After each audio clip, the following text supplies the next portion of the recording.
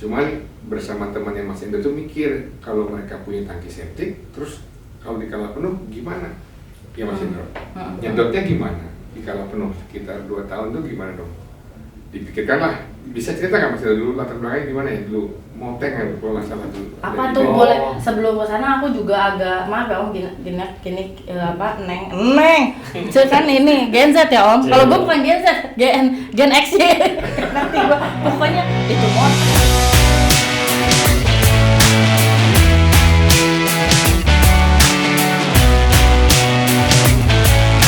Hai, balik lagi bareng gue Tika dari podcast Kerja Gembira Balik Kondisi. Hari ini gue ditemani partner gue yang paling ganteng di Cibitung atau di Cakung? Bogor. Om Endro. Lupa.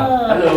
Iya. Jumpa lagi ya sama kita ya. Nah. By the way Om En, gue mau ngobrol deh sebagai temen nih yang pakar di bidangnya, lu juga kan? Enggak juga sih. Gue udah ngaku sebagai babe gue juga soalnya. Astaga, setelah gitu gua. Jadi gini Om, gue mau flexing dikit. Kalau Oke. gue nih ada usaha kos-kosan, tapi memang di padat pemukiman. Cuman mampet gitu WC-nya. Itu gimana sih menurut lo supaya kita penanggulangannya atau kayak ya membereskan si masalah WC mampet itu? Kalau WC mampet kan pasti hubungannya sama tangki septik ya. Tuh, tar dulu tuh, mau nanya dulu. Itu tempatnya di gang atau di pemukiman padat? Biasanya sih di kos banyakan di gang ya. Biasanya kan dekat-dekat kampus tuh biasanya.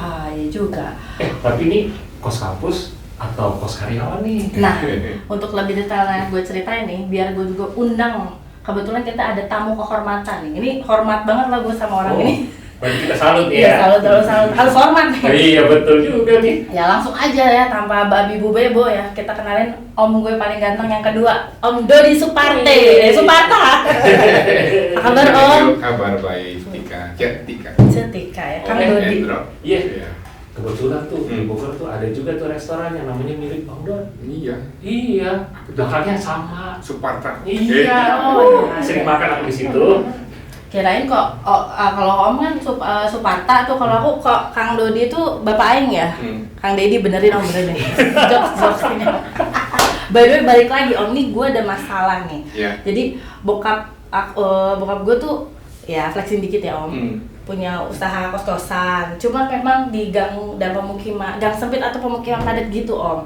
Nanya ke Om Endro, dia bilang coba kita ngobrol lebih dalam sama Om Dodi. Ini fenomena WC mampet, apalagi di musim hujan, mungkin salah satu kondisinya.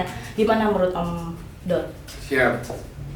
Bukannya lu dulu ya? Kita dulu awal-awal ya, kalau nggak salah Mas Endro kali ya dari IATPI ya. Jadi ceritanya gini, di organisasi dulu itu ya sempat isu bongkar ya. Isu tangki septik tidak septik, berarti bukan tangki septik ya. Septic tank yang tidak septik lah kurang lebih itu mengemuka lah di Jakarta. Karena kita tahu Jakarta itu kan apa? Air mukanya, tanahnya kan tinggi ya. Jadi kalau saya indikasikan awal berarti kalau musim hujan itu mampet, berarti mungkin bisa jadi bocor kali ya Mas Indro? Berarti tangki septiknya knock out ya? Knock out. Apa bukan knock down ya? Apa tuh? Jadi gini, dulu diprogramin dulu. Jadi kita berpikir di konteks Jakarta yang padat, susah sekali dengan tangki septik yang septik. Jadi gang sempit, kalau zaman dulu ada MHT ya, gang senggol atau gang MHT. Itu jaraknya cuma sekitar 1,2 meter. Jadi susah banget gitu ya untuk bisa buat tangki septik yang benar gitu ya. Jadi bersama temannya Mas Endro, ada Mas Endro dulu, kita coba menginisiasi tangki septik yang septik tetapi dia knockdown, bukan knock out tadi. By the way, kela Om. Sebelum dilanjutin nih. Iya, kan Mas ngomongnya knock out, knock down, kalau gue tau ditinju itu ya Om. Jadi Om Dodi ini sebenarnya latar belakangnya apa, ahli tangki atau gimana Om? Saya agak menyimpang sebenarnya. Sebenarnya saya backgroundnya arsitek, tapi coba mencuri ladang kerjaannya Mas Endro nih yang di lingkungan. Iya. Jadi dulu tangki septik itu knockdown tuh maksudnya gini, seperti Lego, tahu Lego nggak? Jadi dirakit ulang gitu.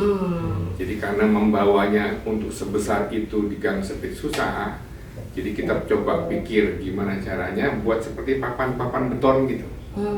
Papan beton dengan ukuran tertentu yang sifatnya itu modular gitu ya, bisa diinstal lagi di dalam ruangan rumah yang sempit tadi, kurang lebih begitu.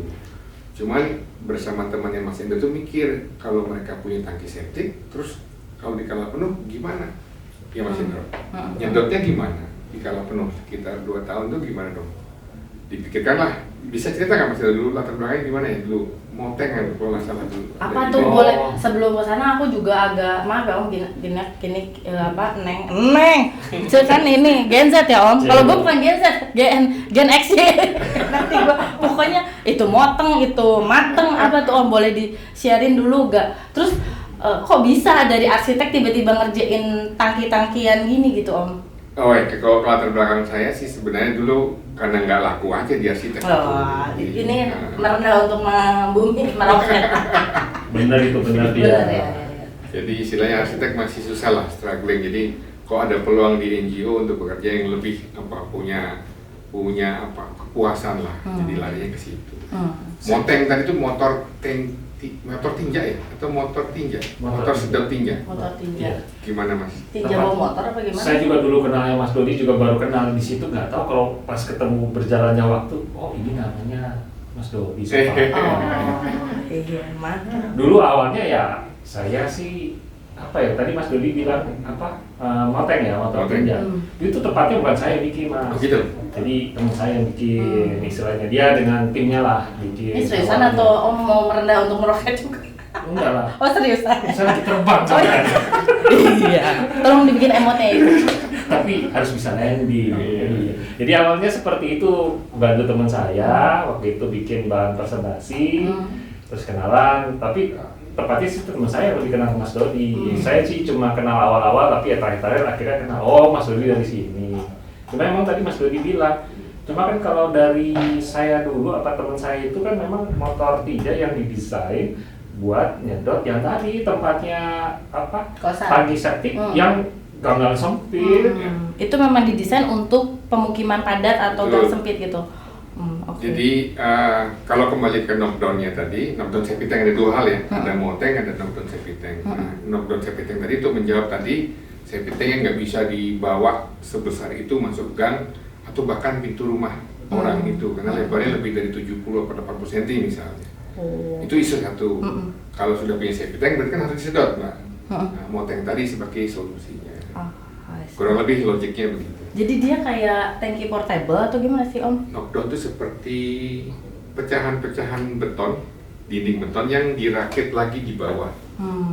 Tapi bawahnya disambung di bawah. Disambung di bawah, direkatkan di bawah, dibaut di bawah, diukur kira-kira untuk menghindari daya apung dari volume tangki tadi, kita hitung beratnya agar setara atau bahkan lebih berat dari daya apungnya. Itu yang mungkin butuh waktu dulu, jadi harus setara kurang lebih 1 ton karena kan 1 kubik ya volume tangki septiknya. Iya betul. Tapi kalau kembali lagi yang ke tadi tuh, kan ada yang itu kan tangki septik kan ya, kita bicara yang tadi.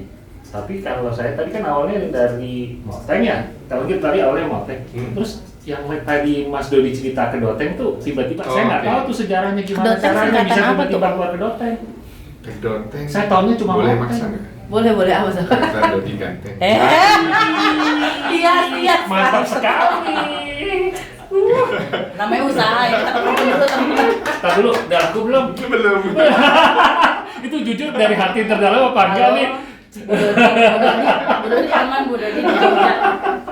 Kedoteng itu singkatan kereta sedot septic tank. Nah, dari moteng yang Mas Endro dan temennya tadi buat, itu lebarnya tidak cukup ideal untuk masuk ke gang yang tadi saya bilang di awal 1,2 meter. Karena nggak bisa masuk, daya jangkau yang tidak bisa harus dipikir gitu. Jadilah kita dasar itu, ide itu muncul dari itu. Buatlah kedoteng namanya tadi itu yang lebih kecil. Lebar itu sekitar 70 cm lah. Oh, kecil. Tadi dia belum jawab. Panjangnya apa? Baru kata gantengnya doang. Iya, kereta sedot septic tank. Nah, itu dulu dong. Minum dulu Om. Kereta sedot septic tank. Betul. Kereta itu memang kita hitung untuk bisa menyedot 70% dari volume septic tank yang didesain. which is itu setara dengan 700 liter kalau nggak salah. Jadi satu kedoteng volumenya 350 liter. Jadi bisa 2 rit untuk bisa menyedot lah. Itu untuk satu rumah atau gimana Om? Atau Satu rumah kan itu tadi ada yang idealnya sih sebenarnya menurut perhitungan kan volumenya 1 kubik atau 1000 liter. Walaupun sekarang ada banyak ya, ada 600 liter, ada 800 liter, tapi dulu tuh segitu. Asumsinya kalau disedot itu 3/4-nya, berarti kan sekitar 700 liter. Makanya butuh 2 kali rit kedoteng tadi untuk menyedot. Cuman ada satu lagi Mas Endro yang menjadi kendala karena kan sifatnya ini akan didorong nih kedoteng nih. dia tuh manual didorong gitu Om? Ya, jadi didorong Kayak jualan orang. Ya kayak orang jualan.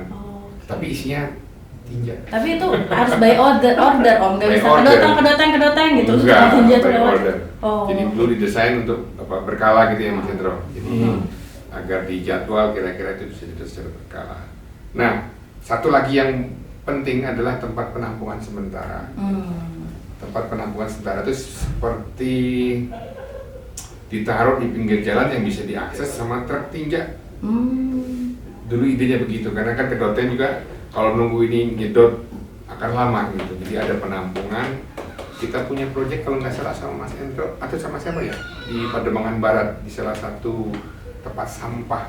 Toko sampah besar di bawahnya kita bangun untuk teman saya kali temennya. saya. Oh iya, satu lagi bro. Jadi kurang lebih gitu. Mungkin kedoteng dan knockdown septic tank bisa jadi jawaban Cetika tadi ya. Yang mampet. Lu bayangin ya. Yes Om. Pakai kereta, tinggal di depan. Itu kan yang ngedorong lumayan tuh baunya. Iya justru. Terus lu bayang, itu kalau berat, pas ngedorong lumayan tuh kalau ada orangnya. Iya, gue sih kebayangnya takut ocret-ocret aja. Kejadian itu ya Om ya? Itu salah satu challenge-nya apa tuh kalau misalnya kita nemuin seorang kedoteng man atau gimana? Kedoteng itu ada 4 perbaikan, 3 atau 4 ya? 4 kalau nggak salah. Jadi ada prototipe 1, Iya, prototipe betul. 2, sampai 4 nih? Iya. Apa istilahnya uji coba gitu Om? Coba. Oke. Jadi yang pertama itu bahannya stainless steel karena kita berpikir itu ada asam dalam septic tank sehingga harapannya tidak karat gitu ya. Dan dia bisa digotong-gotong Mas. Dia bisa ditumpuk gitulah. Dengan asumsi tempat penampungan sementara belum ada. Di berikutnya pakai barang bekas. Jadi tahu tong Pertamina? Yang bawa bensin Om? Ya, yang 200 liter itu. Oh. Nah, isu yang kedua karena harga, karena juga nanti pikir tentang bagaimana masyarakat bisa melakukan sendiri. 1,5 tangki Pertamina itulah setara dengan 350 liter. Tinja? Tinja, lumpur dan tinja ya, jadi ada lumpur ada air juga. Bahannya bahan bekas, misalnya tidak perlu besi-besi baru, jadi bisa mengurangi banyak harga. Pernah jatuh kebetulan. Miring bawahnya. Jadi memang bannya pertama itu sangat pipih ya, jadi pakai ban mobil. Oh, saya tadi pikirnya kayak becak tau nggak? Becak katanya tuh lumayan tuh. Karena kan kalau dihitung bisa 500 kilo dengan besi-besinya. Jadi kita coba untuk, yang jatuh dulu ya. Jatuh. Tapi kebetulan tutupnya tuh rapat lah. Jatuhnya depan mana? Depan masjid. Ya Allah. Jatuh kan miring. Jatuh. Teguling. Oh ya.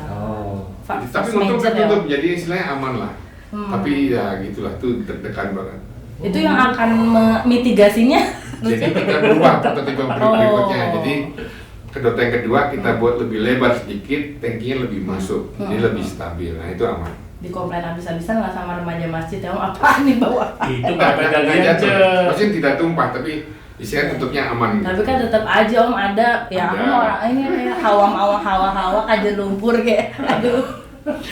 Ya kurang lebih begitu. Prototipe yang keempat apa lagi Om? Itu yang ke berapa? Itu yang ketiga? Yang jatuh tuh yang ke pertama. Oh yang Pertama, terus kita buat berarti yang kedua. masih stainless steel ya? Stainless steel masih. Tapi mahal banget, bisa zaman itu 2010 sampai 15 juta. Jadi yang ketiga dan bisa dapat moteng. Motor. Oh moteng ya. Bisa dapat moteng satu. Iya stainless steel. Iya lumayan ya Om. Kita bisa jatuhkan harga sampai 4,5-5 juta terakhir. Pakai barang bekas. Rodanya roda bekas. Itu yang kedua. Yang ketiga dan keempat. Dari prototipe yang Om ceritain tadi tuh yang paling applicable dan apa ya bahasanya yang masih dipakai sekarang, terus banyaknya di daerah mana? Let's say di DKI tuh dipakai di mana? Kita yang pertama itu ada sekitar 60-an kali daerah Duri Kusambi, beberapa program pekerjaan itu, tapi sekarang terakhir di penjaringan RW 13. Masih ongoing tuh Om? Kayaknya enggak. Jadi ada kendala di bila itu mungkin kita bisa bicara terpisah lah. Jadi sebenarnya repeat order tuh jadi tantangan. Kan kalau nggak ada yang order nggak ada pekerjaan karena kita cari marginnya untuk bisa membiayai itu melalui apakah tugas sampah atau apa untuk bisa bekerja di situ. Dan tidak ada safety tank yang kedap tadi. Repeat ordernya akan susah, jadi continue-nya akan jadi tantangan lah. Tetapi itu menjawab untuk Jakarta yang padat, karena truk tinjanya di Paljaya, kalau kita bilang konteks Jakarta, Paljaya ya, itu belum mampu sampai lebih dari berapa mas? 200 meter ya? 250 meter? Jarak selangnya. Iya, selangnya terbatas kalau di truk tinja sih, setahu saya sih begitu. Jadi ini bisa jadi kepanjangan tangan Paljaya misalnya, untuk bisa menjangkau lebih dalam. Kalau boleh tahu range harganya untuk sekali request kedoteng itu tuh? Dulu di angka 350.000 sampai 400.000. Itu apanya? Biaya sedot. Oh, biaya sedot.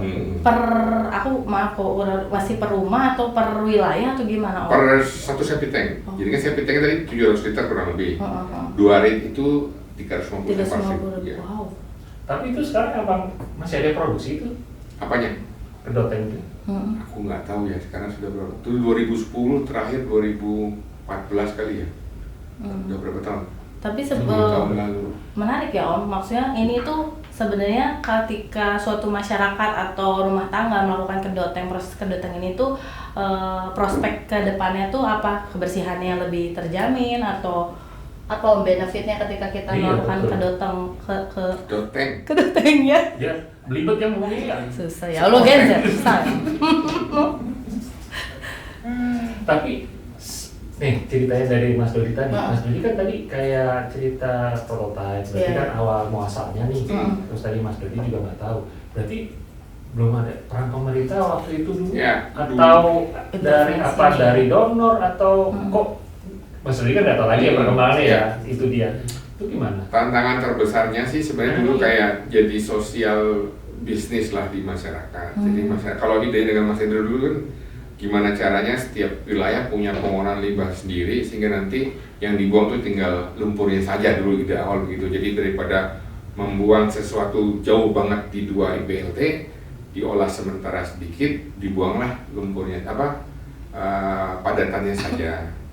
Nah kalau dari konsep itu nggak ketemu di repeat ordernya Mbak Mas Endro. Jadi karena nggak semua orang Jakarta punya tangki septic yang septic, yang pasti disedot secara terjadwal berapa 2 tahun sekali, kan berarti kontinuitasnya jadi pertanyaan, walaupun sudah ada servisnya gitu. Nah itu yang aku pikir jadi tantangan terberat. Tapi dikala mungkin ke depan Pemda atau Pemprov DKI sudah punya atau melanjutkan program tangki septic yang yang mereka punya ya, dengan biopal macam-macam ya. Itu itu kan produknya dari mereka kan itu tahunnya. Kalau itu sudah banyak masif, berarti kan pasti orang butuh disedot tuh. Disitulah mungkin dibutuhkan itu. Jadi harapannya paling enggak 2 prototipe ini, knockdown septic tank dan kedoteng bisa jadi kayak tren. Belum tren sih, tapi jadi acuan atau ke depan kira-kira untuk ini. Untuk opsi penyedotan di daerah sempit ya? Sempit. Sama kayak moteng tadi kan? Moteng tadi. Iya. Kalau moteng kayaknya direplikasi deh di beberapa tempat. Iya, cuma yang saya mungkin ke depannya nih, ini cuma pemikiran saya. Harapan juga ya Om. Berhubung tadi saya sering jalan dan saya sering beli kopi keliling tuh tapi bukan itu ya, bukan yang naik sepeda. Oh, Starling Om. Yang pakai gerobak. Saya mungkin ke depannya itu kan didorong orang ya. Kalau pakai listrik. Jadi tipe Gen berikutnya kali ya. Kedoteng tipe yang seperti itu mungkin next generation. Next generation itu menarik juga tuh. Tapi kan tadi tuh ya, dulu waktu ada ide seperti kedoteng gitu, waktu prototype gitu ada pelatihan atau buat itunya nggak? Ada. Jadi sampai di kita training sebenarnya lebih kepada sosial bisnisnya si masyarakat. Sosial bisnis. Ya, jadi kenapa? Karena buat kelanjutan ya tadi. Ya, jadi istilahnya mungkin si masyarakat yang mengelola itu bukan menjadi pekerjaan utama karena ini sifatnya kan sampingan. Ya kan dia punya pekerjaan utama misalnya tukang sampah atau tukang bank sampah atau apa gitu ya, karena kita belum rutin untuk itu 2014. Tapi menarik juga tuh, bayangin nih kalau ada tukang sampah, bayang aja di tempat gua nih, kalau ada tukang sampah, Bu, udah jadwal sedot WC. Nah, itu boleh juga bisa Om. Tapi ya tergantung tukang sampahnya, tukang sampah yang langsung mobil dinas apa ya, kan ada tukang sempit, sampah Om, sempit. Kan ini gang, ya gang sempit ya benar juga ya, saya lupa kalau di gang sempit. Terus aku kepikiran gini sih Om, tadi kan maksudnya masyarakat perlu di-triggering ya. Terus setahu aku juga banyak lembaga-lembaga development nih kayak NGO gitu yang mungkin punya bahasa inisiasi yang sama. Nah, menurut Om gimana caranya supaya bahasanya mungkin kita mendorong atau membuka jalur antara sektor private sama NGO biar bisa membuat program kedoteng ini lebih konkret dan lebih mudah gitu. Saya nggak tahu WOS isu udah masih menjadi utama nggak di saat ini gitu ya. Yang saya pikir mungkin akan lebih punya greget yang lebih baik kalau inisiasi itu dari Pemda atau karena kalau ya NGO cuma bisa buat prototype mungkin atau untuk modeling ya. Tapi NGO juga bisa Umdot, saya sebut Umdot ya. Jadi enaknya gini, kalau kita punya seperti tadi tuh kedoteng atau ngoteng gitu, kalau misalnya NGO-nya terlibat di inisiasi kata Umdot tadi, tapi harus juga tuh dilibatkan nggak cuma prototype awal, tapi gimana caranya bisa sustain ya. Nah itu yang agak susah sih. Kalau mau sustain berarti bisnis itu harus bukan jadi bisnis, tapi jadi pelayanan bagi Paljaya tadi. Harus ada operasional sama maintenance cost-nya gitu. Itu yang jadi tantangan terbesar karena ada bensin untuk pompanya, ada perawatan pompa yang suatu saat akan rusak. Ya segala hal lah. Kalau dalam hal begitu kan pasti harus dipikirkan. Tapi kalau di standalone hanya jadi misalnya kepemilikan RW atau kelurahan, tantangannya di situ. Ini jatuhnya kalau kita dikirim kayak di ipal-ipal yang dikelola masyarakat ya. Oh iya. Kurang lebih sama lah. Jatuhnya seperti itu ya. Swadaya ya Om ya. Iya. Jadi lemahnya kalau yang ada ngelola dapat juga ya. Oh silakan Om, kalau beli minum loh ya. Aus ya. Kayaknya ngomong terus. Oh enggak apa-apa. Emang tempat rumah saya Nah itu dia. Hapus gue ditanya. Nanti kita dari kalau bahasa orang Sunda mah atah deui di awal. Ya kayak gimana? Makanya harus nonton podcast Kodesi yang sebelumnya tuh udah dibahas tentang kedap tuh kayak apa. Harus punya dong secara WOS. Jangan baru diundang sekarang ya, Iya. Makanya itu. Mantap lah. Sering-seringnya kita undang ya, Mo. Iya. Kayaknya pengalamannya banyak nih, Banyak banget nih, perlu digali lagi Om Dodi. Pokoknya gua sama Om Dodi ada sesuatu lah kalau lo mau tahu nonton next podcast berikutnya. Kita dulu tuh. Nanti kita minta nih yang lain juga lihat lagi. Iya. Nggak cuma Om Dodi lagi. Iya, siap. Pasti banyak ceritanya dia. Nah, balik lagi Om ke terkait kedoteng dan fenomena itu yang ada di masyarakat gitu. Untuk kondisi sekarang nih Om, apalagi punten ya Om, kita tahu sekarang masyarakat tuh zaman zaman susah gitu lah, kan zaman uncertain, segala sesuatu gak bisa diprediksi dengan pasti. Nah, menurut Om Dodi sebagai orang yang sudah pernah berkecimpung di bidang ini, dan tadi aku nangkap ada hal-hal baik yang ketika kita menjalankan kedoteng ini tuh ada benefitnya. Apa yang bisa Om maksudnya kasih take a note gitu buat kita semua kalau ini tuh penting loh gitu, dan ini tuh bisa kasih dampak yang konkret buat lingkungan juga buat diri maksudnya manusia sendiri gitu. Gimana Om? Jadi kalau saya lebih kepada direct impact-nya tuh gini, kalau orang nggak pakai septic tank beneran, padahal kita di rumah di Jakarta ya konteksnya, belum semuanya pakai perpipaan, air perpipaan, PDAM gitu. Karena airnya dari sumur. Ya. Ada juga yang pakai tangki yang didatangi. Oh iya. Tapi paling nggak kalau konteks rumah saya gitu. Rumah Jakarta lebar berapa sih? Panjang berapa? Septic tanknya di mana? Sumurnya di mana? Iya sih. Itu kalau daerah padat ya kata Cel kan? Iya, seperti kontrakan tadi. Iya. Sumur dari mana tadi? Sekitar situ nggak? Sekitar situ sih Om. Kalau tadi dia bilang musim hujan, dia mampet, berarti kan dia pasti nggak kedap tuh. Iya. Berarti kan pasti mencemari. Iya.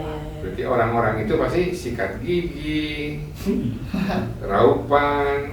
Ternyata ngaruh sampai sana ya Om. Secara nggak langsung. Secara langsung. Dan itu akan jadi dampak yang cukup signifikan kalau dibiarkan gitu ya Om ya. Oke. Ya mungkin paling gampang itu, kalau mau lebih muruk ya berarti kita bertanggung jawab untuk limbah yang kita buang lah. Kalau dulu Mbak Umami, boleh nyebut namanya? Ya, Salah satu sanitarian di, nah itu yang menyentuh saya gitu. Sanitarian dari Tebet Timur. Kalau tidak melakukan tangki septik yang baik gitu ya, kamu buat dosa jariah. Gitu. Oh, wow. Iya dong. Limbah lu kemana-mana gitu. Kan berjadi berdosa lu sama orang lain. Iya. Agak serius nih. Jadi pada kita ngobrol-ngobrol di Doteng ini lama-lama ini juga ya. Maafin, suruh benerin dulu tuh kedap nggak ya? Tapi kalau saya sih menarik ya ngomongin Mas Dodi yang tadi ke Doteng karena saya dulu nggak tahu sejarahnya. Mungkin teman-teman yang lain juga yang pernah punya ke Doteng di tempat lain. Karena saya taunya Moteng ya, udah langsung motor ya. Tapi saya pernah dengar ada orang punya ke Doteng. Jadi menarik juga nih kita bincang-bincangnya. Tapi tadi yang ide tadi yang Mas Dodi cerita tentang jangka panjang, tentang kesehatan, tentang segala macam ya itu yang memang harus kita pikirin bersama sih. Tapi ya gitu ya, kesehatan lingkungan harus kita pikirin. Tapi setidaknya Doteng itu sudah mendobrak ya. Asik. Ya, teknologi sederhana. Menjawab mungkin. Ya, mendobrak untuk menjawab tantangan di penyedotan yang seperti. Ya, luar biasa. Menarik, tapi harus kemana lagi, Cak? Siap. Kita boleh banget dengan adanya Om Dodi dan siapa tahu bisa kolaborasi dengan Kodestik, kolaborasi 8 Cemerlang ya. Kita bisa bikin program-program konkret yang bisa menyumbangkan yang paling penting dampak lingkungan yang lebih baik ya Om buat masyarakat. Oke, aku coba sum up nih ya Om ya. Jadi Kedoteng itu bisa jadi solusi ya Om ternyata untuk sanitasi di pemukiman padat atau contoh gang sempit. Terus juga ternyata penting banget untuk kesehatan lingkungan ya. Bukan cuman masalah sanitasinya doang atau perwesean tapi ada dampak sustainability yang akan timbul kalau kita aware terkait Kodeteng ini. Dan seperti logo atau slogan pemerintah kita tahun ini adalah Kodeteng adalah dekat, sederhana dan berdampak. Mantap. Jadi ya pemerintah Natal kemarin tuh ada slogannya itu dia dekat, sederhana dan berdampak sih, aku tambahin aja dekatnya gitu ya. Jadi itu benar-benar itu benar-benar mereflek gitu. Semoga Kodeteng ini semakin menjamur dan bisa dikonkretkan di masyarakat, di tengah masyarakat. Nggak cuma Kedoteng ya. Knockdownnya juga. Ya, karena knockdown tadi kalau muka air tanah tadi tinggi, septic tank sederhana itu nggak bisa, apalagi yang yang jadi yang plastik atau yang fiber atau yang ini ya, dia ngapung Mbak. Ngapung ya, aduh Om. Knockdown itu saya pikir saya masih punya asa lah untuk itu. Aku masih punya asa knockdown itu bisa dijual di toko bangunan, orang beli seperti beli keramik. Oh iya. Saya butuh septic tank tipe A, udah beli keramik kayak model gitu dibawa pulang, di-install. Ya mudah-mudahan lebih ini ya Om ya, lebih punya asa cuman ya. Iya, ya semoga lah Om harapan-harapan baik yang Om Dodi harapkan. Ingat Om, Tuhan tuh nggak pernah tidur seperti yang Om bilang. Apa sih kok nyambung ke sono? Tapi itu harapan baik ya, semoga didengar oleh para pemangku kebijakan, bahkan mungkin partner-partner NGO atau CSR private yang mau bekerja sama bisa sama-sama hand in hand bareng menciptakan dampak yang lebih baik untuk semuanya, terutama lingkungan. Oke, kayaknya obrolan kita nggak akan habis ya kalau misalnya kita lanjutin terus. Kayaknya nanti kita mesti undang Om Dodi lagi seperti yang saya sebut lagi. By the way, gue udah lapar sih Om, jadi kita udahin dulu obrolan kita hari ini. Oke guys, dikasih makan banget. Thank you banget Om Dodi. Good luck, all the best buat karirnya dan semua. Om Andrew juga jangan kemana, temenin gue Om untuk podcast berikutnya. Jangan khawatir. Iya. Siap. Ada saya di sini. Oke, nggak kemana. Nanti jadi ini fenomenal lagi. Oke guys, sampai ketemu lagi di podcast Kerja Gembira bareng Kode Sini. Dadah.